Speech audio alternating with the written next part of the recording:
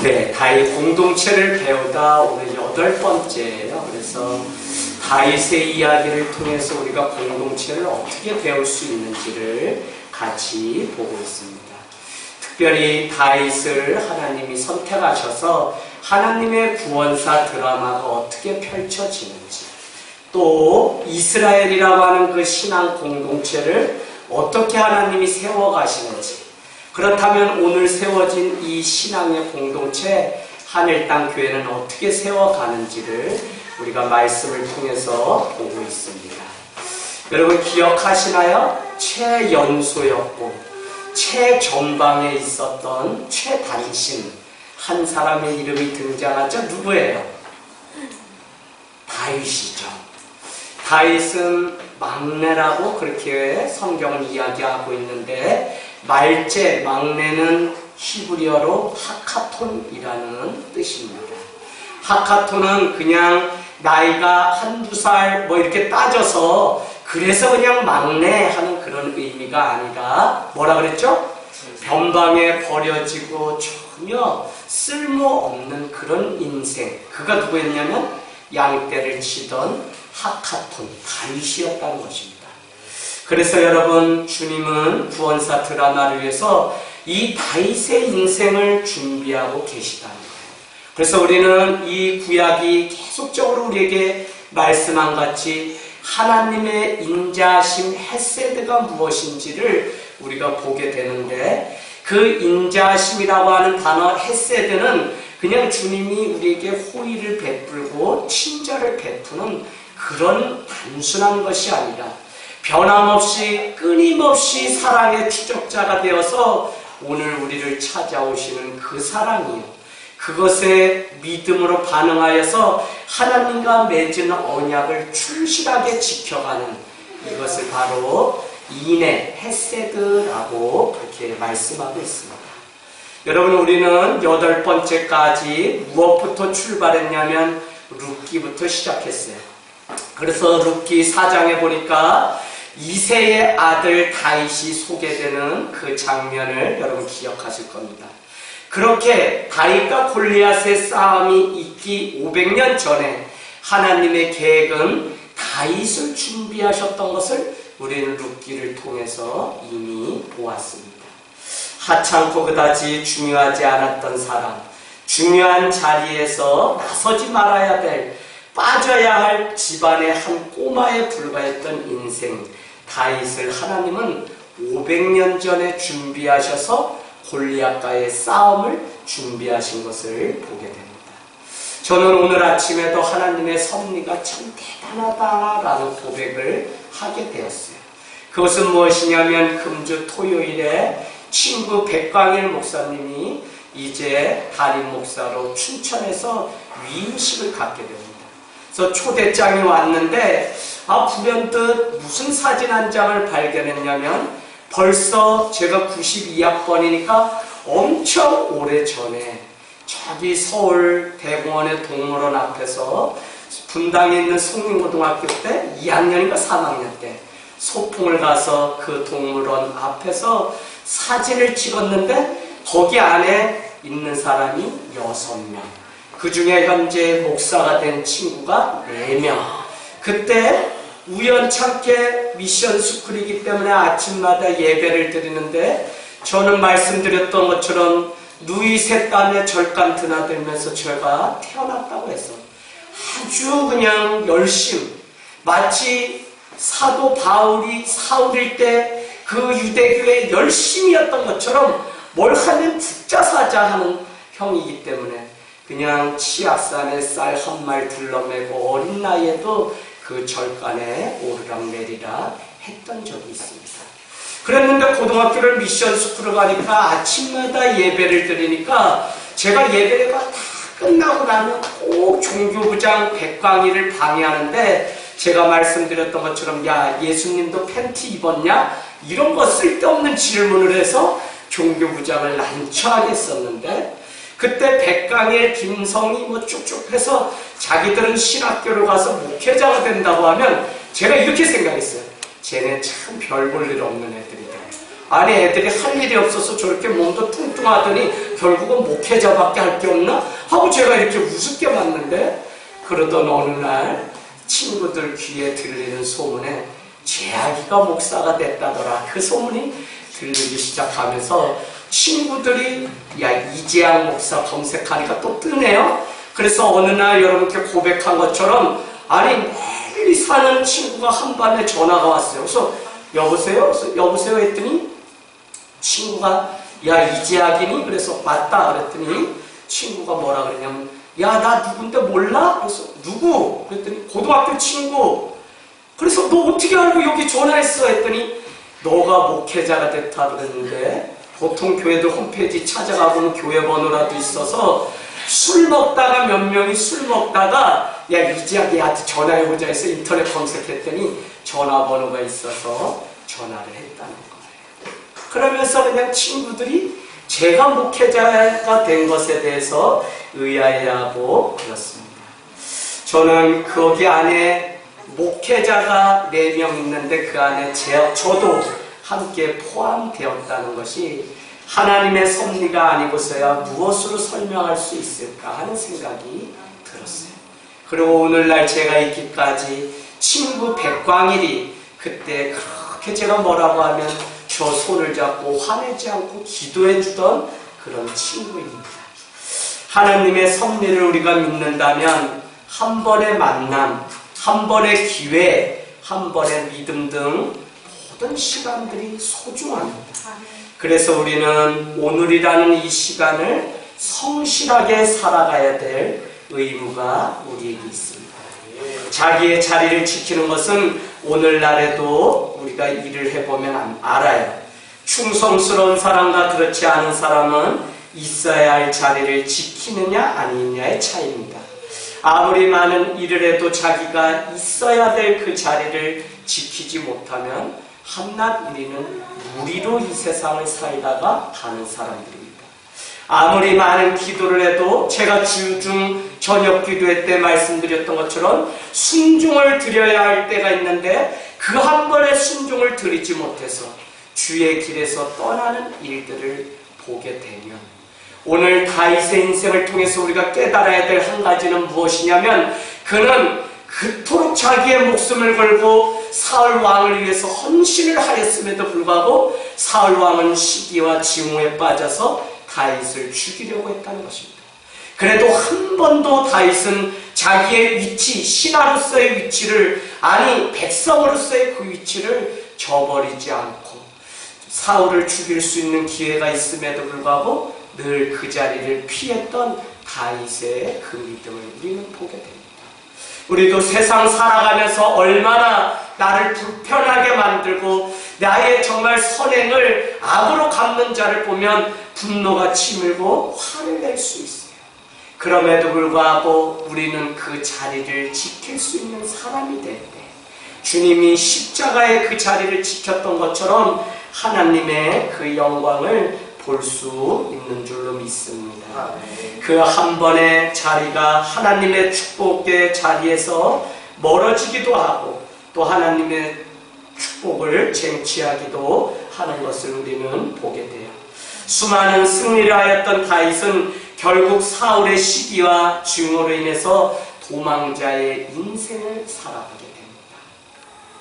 여러분께 제가 오늘 또 이렇게 같이 오셔서 복습하면 우리는 아무도 나가서 싸울 사람이 없을 때 아버지의 부탁을 받고 말제였던 다윗이 형들이 있는 그 전쟁터에 나가보았더니 이스라엘 백성들은 계속 두려워 떨었다 그러죠. 그때 아주 작은 다윗은 주머니에 든 물맷돌 몇 개를 가지고 나가서 이렇게 외칩니다. 나는 주의 종인데 내가 하나님의 이름으로 하나님의 군대를 모욕하고 능멸하는 너를 대하겠다고 그렇게 나가서 싸우고 있는 장면들을 우리는 보게 돼요. 그래서 최초로 이스라엘은 그 많은 싸움 속에서도 어떻게 했다고요? 한 번도 자신들이 하나님의 사람이라고 선포한 적이 없음에도 불구하고 다윗은 어떻게 해요? 자기가 주의 종이라고 하는 분명한 정체성을 밝혔다는 거예요. 그것이 바로 이 세상을 살아가는 우리가 승리하는 비결이에요. 주일의 말씀에서 우리는 그리스도인은 다른 것이 아니라 내가 주님의 제자라고 밝힐 수 있는 그 사람, 그들을 향해서 비로소 그리스도인이라고 말을 했다는 말씀을 같이 나눈 적이 있습니다. 여러분, 많은 사람들은 지금도 물맷돌 말고 내가 갑옷을, 새로운 투구를, 나도 창과 검을 준비되면 그때 나가서 내가 싸우겠다고 많은 교회와 성도들이 전쟁터에 나가서 싸워야 될 때가 지금임에도 불구하고 그 많은 시간들을 핑계를 대고 그 많은 시간들을 여전히 다른 이유로 나가지 않는다는 것입니다. 더 놀라운 사실은 무엇이냐면 오늘 우리는 다윗의 신앙을 부러워해서 다윗을 믿음의 조상이라고 믿고 따르고 싶어 하면서도 안타까운 것은 무엇이죠? 안타까운 것은 많은 사람들이 여전히 다윗을 부러워하는 것 같지만 골리앗이 가진 힘과 권력을 부러워하고 그것을 따라간다는 것입니다. 그래서 여러분 말씀 기억나세요? 차라리 여러분 오늘 다윗처럼 내 주머니에 물맷돌 몇 개밖에 없다면 차라리 하나님 나의 능력이 부족합니다라고 주님 앞에 기도하면서 지금 내게 있는 그것을 나사렛 예수 그리스도를 사용할 수 있는 능력과 믿음이 우리에게 필요한 시대예요. 우리는 하나님의 능력도 하나님을 향한 믿음도 우리는 하나님 앞에 기도도 쌓고 많은 것들을 가지고 있어요. 그러나 누가 승리할 수 있냐? 나사렛 예수 그리스도를 꺼내서 사용하는 자는 승리할 수 있지만 그렇지 않고 여전히 내가 이 물맷돌 말고 다른 것, 아니 우리 교회 건물이 더 커지고 더 많은 사람들이 모이면 그때부터 선교하겠습니다라고 말하면 우리는 골리앗과 같은 신앙 가운데서 속아서 여전히 살아요. 그래서 여러분 기억나세요? 어떤 사람은 때문에 신앙이기 때문에 뭐를 못한다고만 계속 말하는 신앙이 있는가 하면 어떤 사람은 덕분에 신앙이기 때문에 어떻게 해요? 내가 물맷돌 덕분에 하나님을 의지해서 나가서 싸우겠다고 말하는 사람이에요. 어떤 사람은 물맷돌 때문에 내가 지금은 싸울 때가 아닙니다라고 말하는 사람이 있다는 거예요. 그러나 여러분 우리는 부족함을 그대로 인정하고 주님을 의지하고 왜요? 출애굽기 14장 14절처럼 전쟁은 여호와 하나님께 속했기 때문에 주님은 우리에게 너희는 가만히 있어 내가 여호와 하나님 됨을 알지어다 라고 말씀하신 같이 우리가 싸우는 것 같지만 우리 앞에 계신 하나님이 싸우신다니까요. 창출, 레민, 신명기, 민수기 1장의 27절에 가면 앞서 나가시는 하나님, 우리를 위하여 대신 싸우시는 하나님, 우리의 갈 길을 지시하시는 하나님에 대해서 우리에게 말씀하세요. 그때 모세는 이스라엘 백성들에게 뭐라고 이야기하냐면 여호와는 앞으로도 우리를 대신하여 싸우실 거라는 선포를 하게 돼요. 여러분 전쟁은 우리가 하는 것 같지만 우리가 믿는 하나님이 하시도록 맡겨드릴 수 있는 그것이 저는 오늘을 지혜롭게 사는 믿음인 것 같아요. 저도 막 교회가 이사오고 뭐 하는 많은 과정 속에 민원도 있고 여러 가지 있고 어떨 땐 너무 억울해요. 내가 뭐 그냥 나도 참고 다 참고 그랬는데도 참았는데도 나인데 뒤집어 씌울 때는 한번 싸우고 싶다니까요. 저도 여러분 키가 작으니까 누가 건들면 늘 싸우려고 앞으로 이렇게 머리부터 뒤밀고 나가는 버릇이 있어서 신발을 사면 꼭 어디가 먼저 달아요. 앞꿈치가 왜 앞으로 밀면서 나가기 때문에. 그래서 여러분 싸우면 저도 잘 싸우는 사람이거든요. 그런데 어떻게 해요? 그때도 내 감정을 불발탄으로 만들어요. 진짜 수행자예요.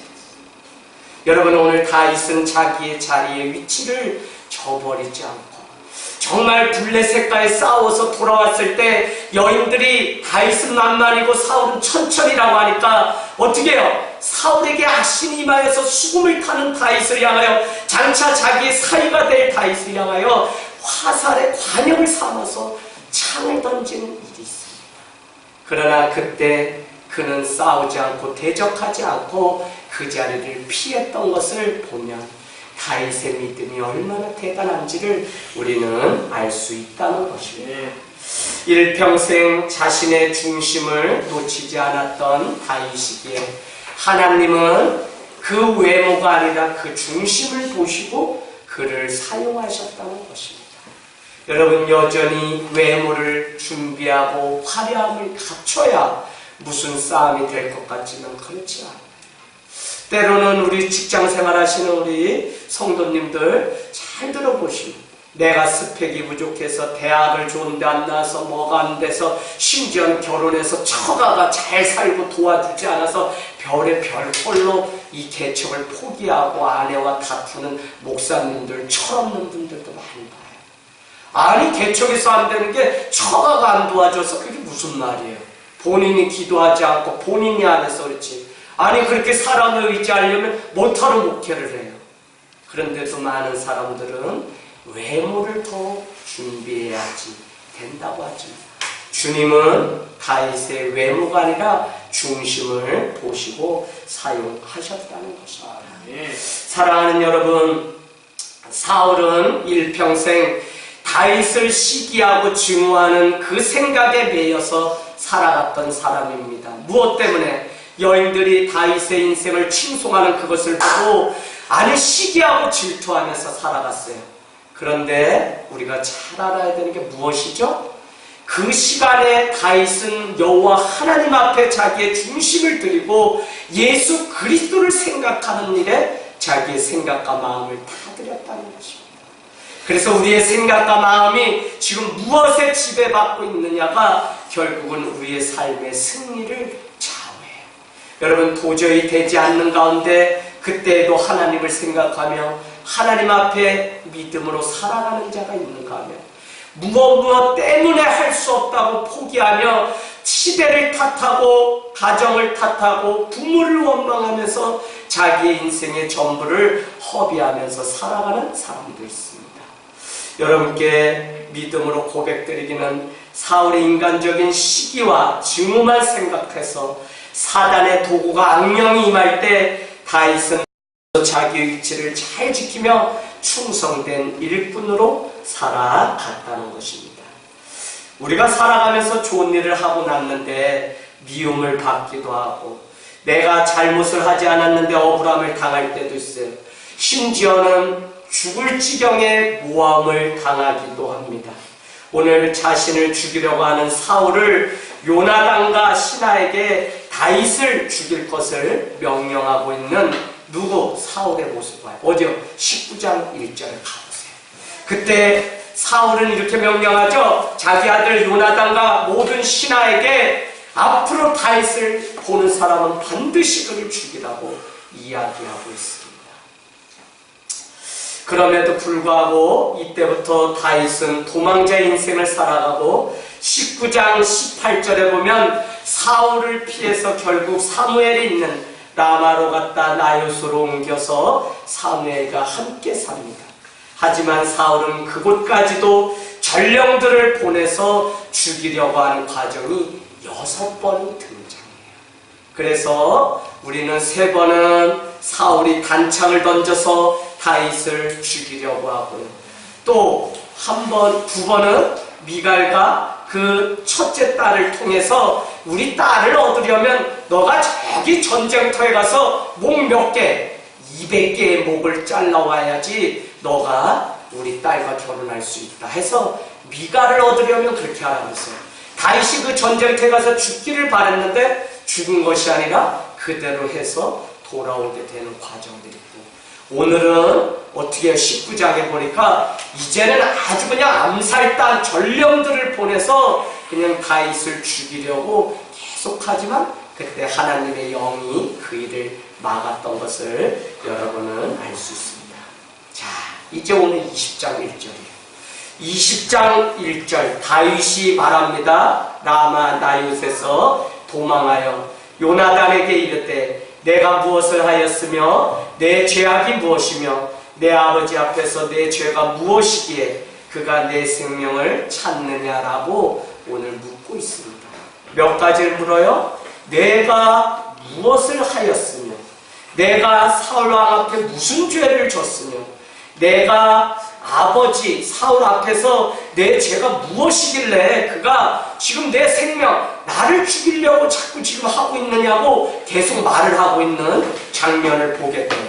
그래서 여러분은 잘 아셔야 돼요. 여러분은 오늘 이 말씀을 통해서 여러분 계속 보셔야 돼요. 뭐라고요?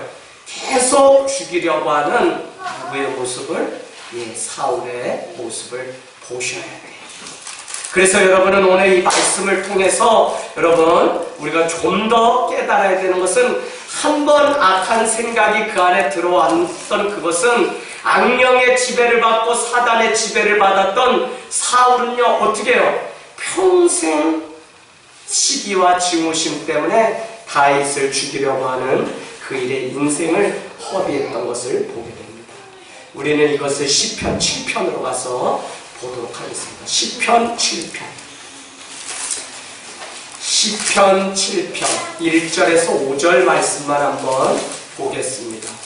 아니 내가 일평생 지금 사울 왕을 위해서 헌신하고 충성했는데 내가 상을 받아야 되는 이때에 오히려 모함을 받고 죽임을 당하는 이 억울함이 이 세상 가운데도 있었던 것처럼 오늘 다윗에게도 있었다는 것입니다. 그때 불렀던 노래가 무엇이냐? 시편 7편의 노래입니다. 자, 1절 우리 서로 교독할 텐데요. 제가 먼저 읽습니다. 여호와여 내 하나님이여 주께 피하오니 나를 쫓는 모든 자에게서 나를 건지소서.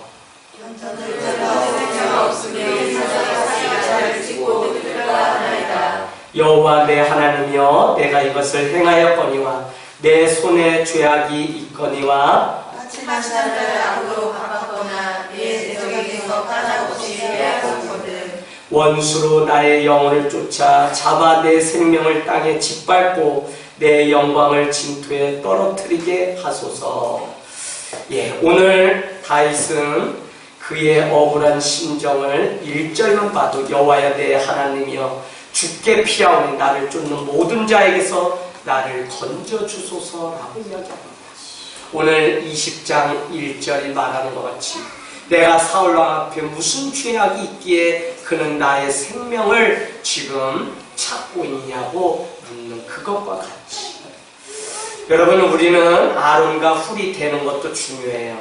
또한 요나단과 같이 다윗의 좋은 친구가 되어주는 것도 중요합니다. 그러나 좋은 리더를 만나는 것은 더 중요합니다. 그래서 제가 신방을 가거나 아이를 위해서 기도할 때 좋은 친구를, 좋은 영적 스승을, 좋은 책을 만날 수 있게 해달라고 우리 아이들을 위해서 기도합니다. 그 중에 빼놓지 않는 기도 한 가지가 무엇이냐면 우리의 자녀가 일평생 자기에게 좋은 영향분을 줄 수 있는 리더를 만나게 해달라고, 좋은 선생님을 만나게 해달라고 늘 기도를 하곤 합니다. 여러분 어쩌면 좋은 리더의 자리를 지키는 것은 우리에게 더 중요한 일입니다. 오늘 마지막 관문인 주님께 순종하는 훈련이 되지 않아서 자기 부인 자기 십자가를 지지 않아 결국 예수님을 부인하고 예수님을 팔아버렸던 베드로와 다른 유다를 통해 우리는 깨달을 것이 있습니다. 순간 자신의 감정 때문에 마지막 관문을 통과하지 못한 채 제자도 아니고 무리도 아닌 채 살아가는 너무 많은 사람들이 있어요. 많은 사람이 있어요. 그래서 예수님이 마지막까지 그는 감람산에 올라가 겟세마네 동산에서 기도했다는 것을 여러분은 아셔야 돼요. 무엇을 하였죠? 주님이 원하시면 주님의 뜻이거든 내가 이 잔을 마시고 원하지 않으시면 이 잔을 피하게 해달라고 이야기합니다. 그 십자가를 져야 되는 상황 속에서도 예수님은 마지막 물은 질문이 무엇이냐? 주님이 원하시면이라는 것이에요. 여러분, 여러분의 신앙 가운데 마지막 관문이 놓여있어요. 순간 자신의 감정을 이겨지 못해서 그 한 번의 순종을 드려야 될 때 드리지 못하는 사람들이 너무 많습니다. 주님은 그 예를 이렇게 말씀하십니다. 저기 한번 가볼까요? 마태복음 16장인 것 같은데요. 마태복음 16장. 예수님은 십자가에 달려 돌아가셨죠? 그런데 마지막 기도하시면서 그렇게 말씀하십니다. 내가 이제 곧 죽어야 될 때가 가까이 왔다는 것입니다. 16장 23절, 24절. 그렇게 이야기했더니 애제자였던 베드로가 절대 주님 십자가에 왜 달려 돌아가십니까? 절대 그럴 수 없습니다. 라고 말립니다. 그때 예수님은 23절에 사단아 내 뒤로 물러가라. 너는 나를 넘어지게 하는 자구나. 내가 거기에 동그라미 치세요. 하나님의 일을 생각하지 않고 사람의 일을 생각합니다. 여러분 순간 순종할 수 있는 그것은 무엇이냐면 일이 사람의 일인지 하나님의 일인지를 여러분 빨리 보시고 영은 사랑하는 거 끝까지 품는 거예요. 사람의 일인지 하나님의 일인지 결정하지 못하면 우리는 품지 못해요. 오늘 왜 느닷없이 이 말씀을 드리느냐? 오늘 사울이라고 하는 왕은 그토록 자기에게 충성하였던 다윗을 향하여 자기의 소모품처럼 생각하였다니까요. 자기가 필요하면 전쟁터에 나가서 싸우도록 이용 가치가 있을 때는 그렇게 싸웠는데 그렇지 않을 때는 한낱 필요 없는 존재로 그렇게 여겼던 사람. 그래서 좋은 영적인 지도자를 만나는 것이 얼마나 중요한지 모릅니다.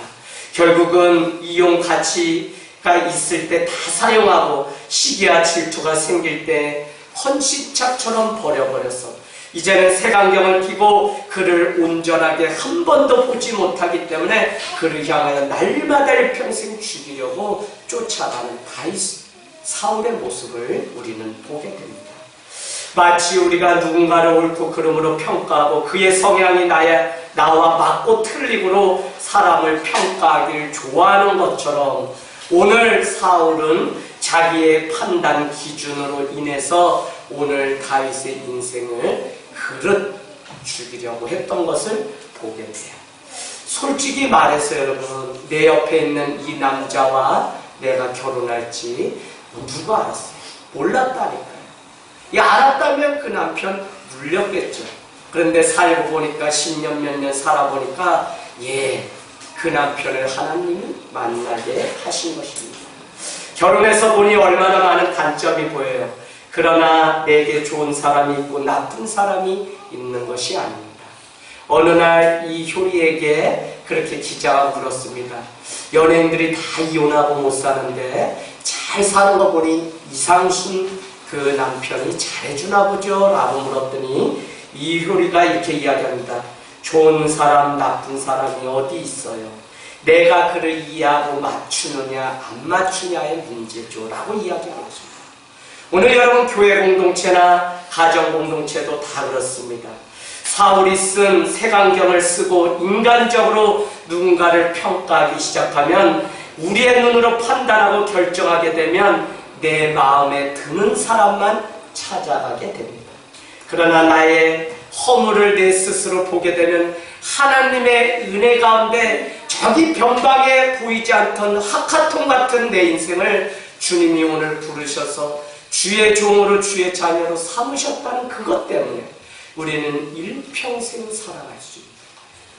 여러분은 은혜가 큰 게 아닙니다. 은혜는 내 자신을 보는 겁니다. 은혜는 1억 천금에 아들을 원해서 아들을 주신 그런 것이 아니라 내 인생이 변방에 아무것도 없이 광야 끝에 땅 끝에 있던 인생인데 하나님이 나를 찾아오셔서 자녀 삼아 주셨다는 그것이 우리 인생 가운데 얼마나 큰 축복인지 모릅니다.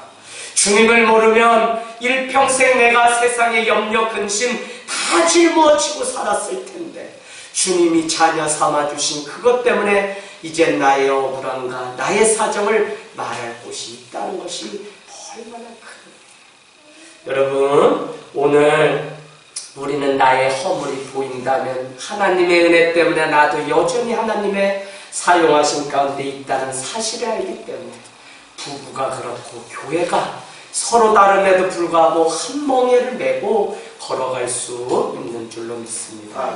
오늘 요나단은 다윗을 안심시킵니다. 2절 3절에 보니까 아버지가 너를 해치려고 하지 않는다. 만약에 그렇다면 내가 너에게 다 알릴 텐데 너는 아무 걱정도 하지 마라 라고 하면서 3절에 보니까 다시 다윗과 요나단이 맹세를 하는 장면이 나옵니다.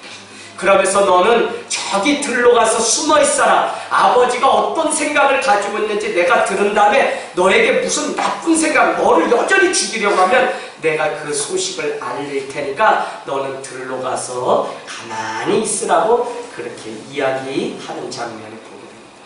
결국 여러분 오늘 이 사건은 다 읽지 않았지만 42절로 가보세요. 42절에 가면 요나단이 다윗에게 이르되 이제는 평안히 가라. 우리 두 사람의 여호와의 이름으로 맹세하여 이르기를 여호와께서 영원히 나와 너 사이에 계시고 내 자손과 내 자손 사이에 계시리라 하였으리라 하니 다윗은 일어나 떠나고 요나단은 성읍으로 들어갔다는 것입니다. 무슨 이야기죠? 앞에 무슨 이야기가 있냐면 계속 요나단이 다윗이 당신을 위해서 아버지 사울 왕이시여 당신 위해서 생명을 걸고 일평생 살았는데 왜 다윗을 죽이려고 합니까? 말이 되지 않습니다. 그 무고한 죄를 당신에게 하나님 물을 것입니다. 라고 요나단은 아버지에게 계속 따져 묻는 장면이 나옵니다. 그러나 아버지는 그것이 들리지 않자 그를 죽이려고 하자 이 사실을 안 요나단은 다윗에게 찾아가서 42절에 보니까 너를 죽이려고 하니 이제는 평안히 가라. 샬롬이라는 그 단어가 등장합니다. 여러분 저는 오늘 우리의 인생이 무엇일까 생각해 봐요. 우리가 교회라는 공동체로 모여서 살아가는 이유가 천국으로 가기 위해서 훈련받는 장소인데 혼자서는 안 되기에 오늘 공동체를 주셨고 혼자서는 우리가 변화될 수 없기 때문에 지체를 주셨어요. 그게 가정에서는 남편이고 아내이고 자녀입니다. 가정 안에서는 교회에서는 서로 다른 지체. 저 사람 없으면 우리 교회 평안이 오고 저 사람이 없으면 우리 교회가 붕될 것 같고 저 사람이 없으면 우리 교회가 아우 날마다 천국일 것 같은데 저 사람 때문에 안 된다고 생각해요. 여러분 잘못된 생각. 저 사람 덕분에 우리 교회는 기도하게 됐고요. 저 성도가 지체가 아프기 때문에 우리는 깨어서 날마다 눈물을 잊지 않고 하나님 앞에 기도할 수 있는 특권을 주었다. 성도의 아픔이 우리의 귀에 들리지 않는 교회가 되었다면 우리는 기도해야 될 이유가 없을 텐데 오늘 어린아이 한 명의 그 아픔을 가지고 교회는 기도해야 될 이유가 되었다. 왜요? 주님은 서로라고 하는 그 지체를 통해서 그가 나와 다름을 통해서 오히려 그로 인해서 하나님을 닮아가고 오히려 그로 인해서 하나님을 찾는 우리를 만들어 놓으신 하나님의 놀라운 비밀이 감춰져 있습니다. 남편이 잘 믿고 남편이 내가 하자는 대로 다 하면 여러분 오늘 여기 있겠어요? 주일에 여기 있겠어요? 아니요. 저기 설악산에 단풍구리를 떠나고 예배는 한 번도 못 드려요. 그런데 남편이 안 믿거든요. 그러니 어떻게 해요? 그 남편 때문에 교회 와서 울어야지. 오죽하면 그 남편이 미워서 내가 갈라쓴다 하다가도 가봤자 어디 가요? 법원에 못 가요. 교회로 가지. 어머니 일평생 이혼하신다 그래서 이제는 제가 또 말씀드리지만 어머니 철난다니 이렇게 저는 이혼하시면 안 돼요. 엄마 아유 왜 그래요 엄마. 그랬더니 어머니가 이걸 이용해서 뭐만 있으면 우린 이혼한다 도장 찍는다. 어느 날 가족 회의를 해서 누나 동생들 엄마 아버지 이혼한다 그러면 무조건 이혼하라고 하자 우리. 그게 무슨 얘기야. 하나님이 지혜 주셨어요. 우리가 오히려 아무 종이나 내밀면서 여기 빨리 쓰세요 주민번호. 그래서 토요일날 저기 횡성지방법원에 나오셔서 자식들 있는 데서 도장 푹 찍고 재판을 퉁퉁퉁 두리고 우리 그래도 지난날 어머니 한 60년 가까이 사셨는데 그냥 헤어질 수 없으니 뭐 만둣국이라도 짜장면이라도 사 먹고 헤어져야 되니까 금주 토요일날 가족 제가 다 불러 모을 테니까 어머니 나오세요. 어머니가 어떻게 바뀌었다고? 이 너네는 왜 우리 잘 사는데 자꾸 갈라놓으려고 하니? 그래서 우리 집에 없어진 단어가 이혼이라는 단어입니다. 저희는 그거 위해서 얼마나 그게 해결될 때까지 울고 날마다 또 말리면 내가 오늘 깐다 이게 뭐해 시원한 농사짓다 없음. 저희 어려서 그게 엄청 저희를 위협하는 거였는데 그러면 안 돼요. 제가 차라리 먹을게요. 막 이럴 정도로 저희가 그거에 노유로제가 걸렸는데 어느 날 교회 다니니까 하나님이 지혜 주시는데 까신다면 까고 너가 먹는 식용 이렇게 부으면 되니까 차라리 어머니 제가 그렇다면 죽겠습니다. 주십시오 해서 제가 하려고 하니까 어머니가 아니다 아들아 내가 어떻게든지 이 가정을 지키겠다 하면서 우리 집에 평화가 오기 시작했어요. 그 믿지 않고 싸우는 부분 때문에 더 기도할 수 있었고 더 하나님 앞에 나올 수 있었다는 것입니다. 사랑하는 여러분, 이것이 공동체예요. 오늘 요나단이 다윗을 생명같이 여기고 그로 인해서 그는 다윗을 변호하다가 아버지 사울로부터 죽임을 당할 위기에 놓입니다. 33절, 35절, 38절에 가보세요. 38절에 가면 이런 구절이 있어요. 사울이 요나단에게 단창을 던져 죽이려 한지라 요나단이 그의 아버지가 다윗을 죽이기로 결심한 줄 알고 38절 아침에 요나단이 작은 아이를 데리고 다윗과 정한 시간에 들로 가서 도망갈 것을 알려주게 됩니다. 아니 악심이 얼마나 무섭냐면 자기가 낳은 아들임에도 불구하고 요나단은 자기의 후계자잖아요. 그럼에도 불구하고 다윗을 두둔했다는 그 이유로 악신이 되니까 사단이 지배를 받으니까 어떻게 해요? 사울왕은 자기 아들을 향해서도 단창을 던지게 되었다는 것입니다. 여러분, 그래서 이렇게 알려준 이 사건 때문에 오늘 다시는 다윗과 요나단이 만날 기회가 없어요. 두 남자의 우정은 영화는 이렇게 끝이 납니다. 정말 생명같이 여겼던 그 우정을 지키기 위해서 오늘 요나단은 하나님의 사람이요 하나님의 왕, 하나님의 뜻이 어디 있는지 알기 때문에 자기에게는 아무런 보상이나 왕이 될 그것을 바라지 않고 오히려 역사의 무대의 주인공의 다윗을 세우는 그 믿음의 역할을 충실히 하고 오늘 어서 도망가라 평안히 가라고 들에서 둘은 헤어지고 결국은 다시는 만나지 못하고 다시는 궁전으로 돌아갔다 그랬죠. 42절에 보니까 돌아가서 뭘 했겠어요? 아버지 따라 블레셋과 전쟁에 가고 아버지의 일들을 대신하다가 결국은 전쟁터에서 죽게 됩니다.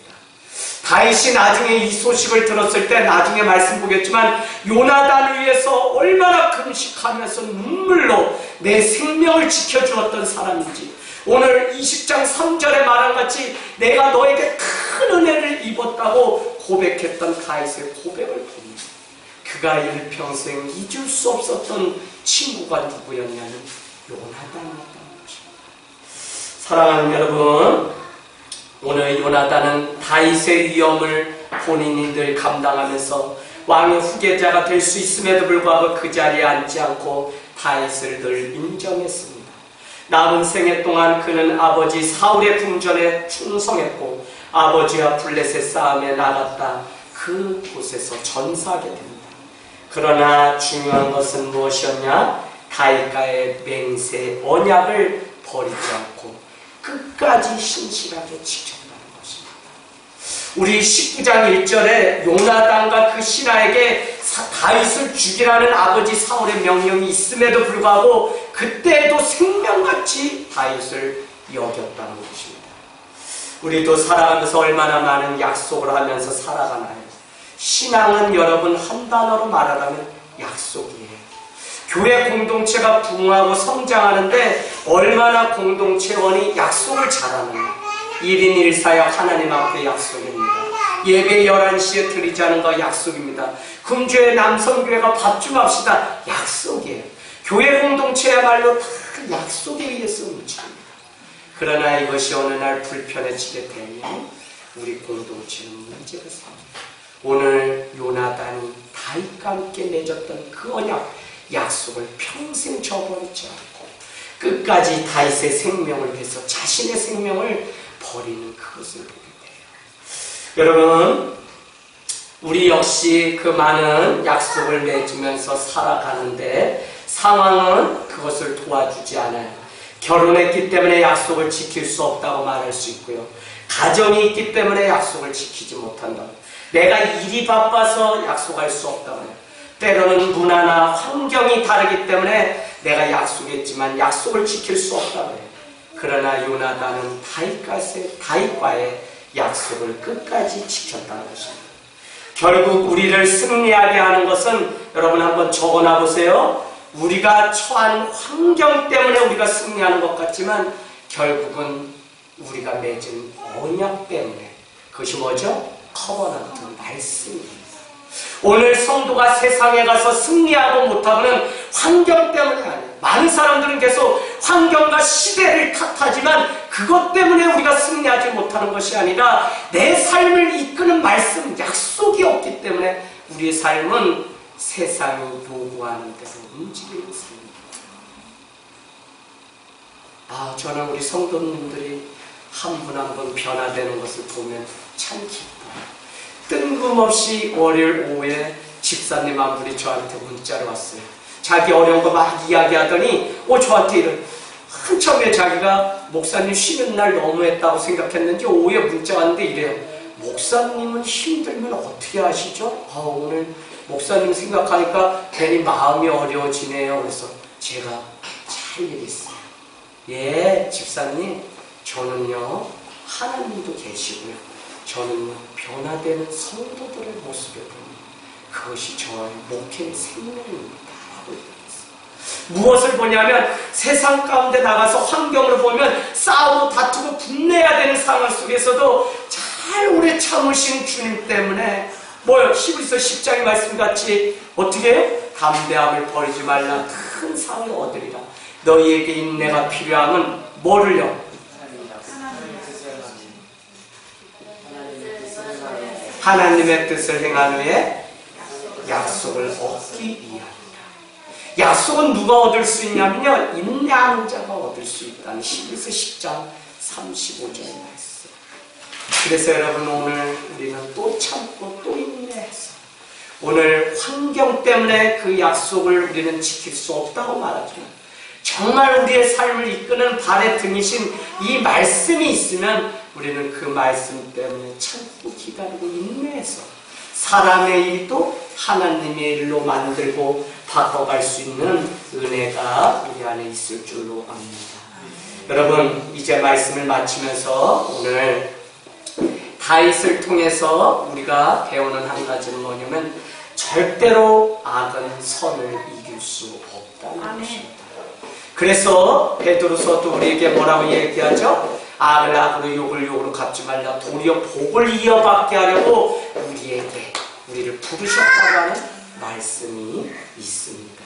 우리는 오히려 선으로 악을 이기는 자들이고요, 순간 내 삶에 시험이 들어오는 것은 무엇이냐면 선을 악으로 내 스스로가 바꿔버렸기 때문에, 선인데 그것을 악으로 바꿔서 악한 생각을 품게 되고 그것이 우리의 삶 가운데 시험이 되는 것입니다. 그러나 믿음이 있기 때문에 악을 선으로 우리는 바꿔야 돼요. 베드로의 그 믿음 때문에 우리는 잘 아는 것지만 하나님의 일을 생각하지 않고 사람의 일을 생각해서 우리는 주님으로부터 점점 멀어지게 돼요. 여러분, 신앙생활하는 패턴 다 보면 똑같아요. 잘 모르면 차라리 순종하거든요. 근데 잘 알기 때문에 그다음부터 순종하지 않는 거예요. 여러분, 우리가 알아야지 순종한다고 하는데 결국은 여러분, 아는 게 순종하는 훈련과 같이 걸어가지 않으면 알기 때문에 이제 내가 무엇인가 된 것처럼 생각해서 오히려 순종하지 못할 때가 있어요. 모르기 때문에 그냥 나와야 된다 그러면 우리는 나오고 그랬던 시절이 있는데 이제는 알기 때문에 핑계댈 변명이 얼마나 많은지. 심지어는 여러분, 이단들과 싸워보면 자기들을 이단인 것이 옳다고 말씀을 해요. 여러분, 엊그저께 우리 교회 이단을 또 방문했어요. 교회가 붕하려니까 계속 이단이 와요. 어제 두 분이 곱게 용인해서 오셨어요. 그러고는 12월에 크리스마스 칸탄타가 있는데 교회들을 초대하려고 왔습니다. 초대장과 함께 이 포스터를 가지고 왔어요. 그리고는 교회 안에 들어와서 이 공연에 대해서 좀 설명을 해도 괜찮을까요? 이경환 목사님 밖에서 아닙니다. 그래서 제가 어떻게 해요? 단호하게 해주지. 그래서 밖에 나가서 뭐 때문에 오셨습니까? 그랬더니 설명을 쭉 해요. 예, 출처가 어떻게 됩니까? 여기 왜 어디가 주발이고 아무것도 없나요? 냄새가 이상한데요. 그랬더니 이분이 이렇게 하세요. 이단이시면 이단의 길로 가십시오. 안녕히 가세요. 하면서 포스트지 준 걸 저 포스터를 가지고 가세요. 안녕히 가세요. 먼 길 수고 많으셨습니다. 할렐루야. 그랬더니 기분 엄청 나빠서 들키는 거 아니까 가더라고요. 여러분, 문화사역을 우리만 하는 게 아니라 그들도 이렇게 교묘하게. 그래서 참 우리가 분별하지 않으면 그냥 우리의 생을 빼앗기게 됩니다. 저는 혼자 살 수 없는 게 우리 인간 같아요. 그래서 친구가 필요하고요. 친구는 자신을 이용하는 자가 아닙니다. 조건에 따라 이용가치나 척도를 매기지 않습니다. 자신의 필요성에 따라 사람을 대하지 않고요. 친구의 내면에 관심을 갖고 깊은 대화를 하며 약점이나 흠집을 내지 않고 우리의 속마음을 알아주고 어려움을 알아주는 그것이 바로 친구죠. 교회라는 신앙의 공동체는 친구입니다. 이것이 세상 담장을 넘어 이웃을 친구로 삼아야 됩니다. 오늘 다윗과 요나단이 생명을 걸고 그 우정 친구가 되어주었던 것처럼 우리는 세상이 우리가 능멸하고 싸워야 되는 대상이 아니라 세상은 우리가 품고 사랑해야 될 친구들이 있는 것입니다. 복음을 잘못 전하고 잘못 알기 때문에 세상이 자꾸 악하다고 이야기해요. 그러나 요한복음 3장 16절은 세상을 이처럼 사랑하사 독생자를 주님이 보내셨다는 것입니다. 여러분, 우리의 몫은 무엇이냐? 담장 넘어 있는 하나님을 알지 못하는 그들을 친구로 삼아 무엇이 하나님의 사랑인지 우리도 보여줘야 돼요. 누구처럼? 오늘 요나단처럼. 오늘 말씀을 마치면서 요한복음 15장 12절에서 15절 말씀을 읽고 마치겠습니다. 요한복음 15장 12절에서 15절. 내 계명은 곧 내가 너희를 사랑한 것 같이 너희도 서로 사랑하라 하는 이것입니다. 사람이 친구를 위하여 자기의 목숨을 버리면 이보다 더 큰 사랑이 없나니 너희는 내가 명하는 대로 행하면 곧 나의 친구라. 이제부터는 너희를 종이라 하지 아니하리니 종은 주인이 하는 것을 알지 못하지만 너희를 친구라 하였노니 내가 내 아버지께 들은 것을 다 너희에게 알게 하였습니다. 아멘. 주님도 우리를 종으로 삼은 것이 아니라 우리를 친구로 삼아주셨습니다. 그 친구는 뭐냐? 친구를 위하여 자기의 생명을 아끼지 아니하면 세상에서 이것보다 큰 사랑이 없다는 것. 여러분, 오늘 요나단이 다윗을 대하는 그 마음은 예수님이 십자가를 지시니 그 마음이었어요. 오늘 주님이 우리에게 원하는 것, 제자의 마지막 관문 다른 것. 순종도 하고 말씀도 보고 많은 거 해야 돼요. 그러나 여러분, 더 중요한 것은 사랑을 잃어버리지 않는 제자의 첫 번째. 교회를 세우셔서 제자 되고 제자 삼는 일을 맡기셨는데 교회가 계속적으로 부흥하고 담장이 높아져서 세상에 관심을 갖지 않게 되면 교회는 친구 사랑하는 일을 포기한 거예요. 남편이, 아내가, 자식이 속을 썩여요. 사람들이 속을 썩여요. 그래도 우리는 오늘 말씀과 같이 요나단이 다윗을 자기 생명같이 지켜주었던 것처럼 오늘 친구를 위하여 자기의 목숨을 버리면 세상에 이것보다 더 큰 사랑이 없다고 주님이 우리에게 마지막 명령을 주신 것처럼 아름다운 그 계명은 오늘날 다른 것이 아니라 내 안에 사랑이 변함없이 사랑을 지키는 그 공동체로 살아가야 돼요. 그래서 여러분, 오늘 이 말씀을 통해서 우리가 배울 것은 서로 다른 우리, 서로 불편을 주는 우리지. 좀 더 성숙해지면 교회 공동체 안에 소리가 작아지고 우리가 서로 성숙하지 않으면 소리는 점점 커지는 게 사회든지 가정이든지 교회든지 모습입니다. 원하기는 점점 주님 안에 세워져서 여러분 아름다운 하모니를 이루는 공동체가 되기를 원합니다. 우리 옆에 분 좀 한 번으로